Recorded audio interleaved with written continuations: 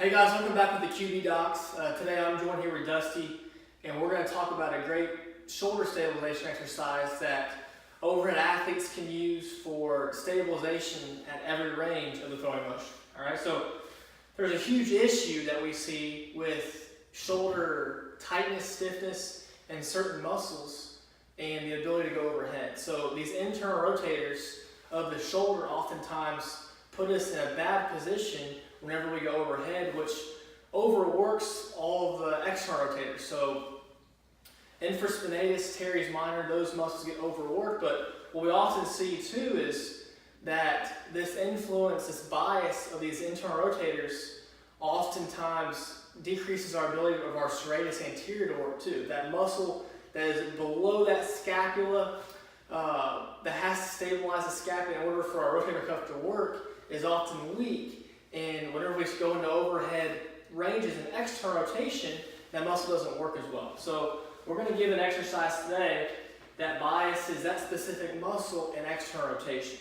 Okay, so what I'm going to have Dusty do is he's going to get in a quadruped position. So he's going to get in all fours. His hands are going to be underneath his shoulders, his knees underneath his hips. Now we're going to bias the external rotation in the shoulder. Alright, so Dusty's going to turn his palm up to where he's in this fully externally rotated position in the shoulder, in this supinated position of the hand and wrist. Okay, so this might be a tough position for people to get into if they have some, wrist extension issues, lack of mobility in the wrist. If that's so, you can turn your hand out just a little bit to where maybe you don't bias external rotation as much.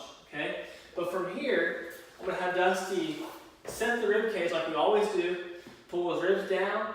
Very good. His glutes are on. And I'm going to have him push his back into my hand and really try to upward rotate the scapula and turn on the serratus anterior.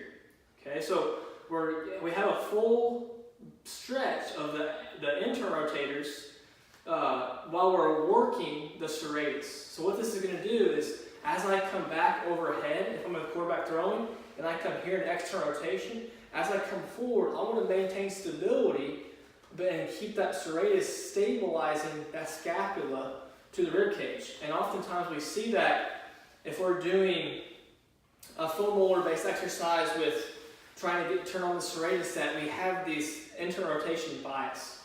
So what Dustin's going to do is he's going to continue to push his back into my hand. We're going to round out the upper part of the chest here, and then back down. Good. And you can see Dusty keeps the arms straight. He's not bringing his chin down. He's trying to round out as much as he can and come back down. So this is turning on that serratus anterior specifically, but doing it in a manner which is biased towards external rotation, which is what we need. I would say do 2 to 3 sets of that, 10 to 12 reps until you get good at it. That'll help you overhead and then maintain this proper relationship going overhead so you're not biasing in this internal rotation if you have some weak external rotators, if you have some limitations of the musculature anteriorly. If you like that video, please check out our other videos at the QB Docs on our Instagram, YouTube, and Facebook, or our website, theqbdocs.com.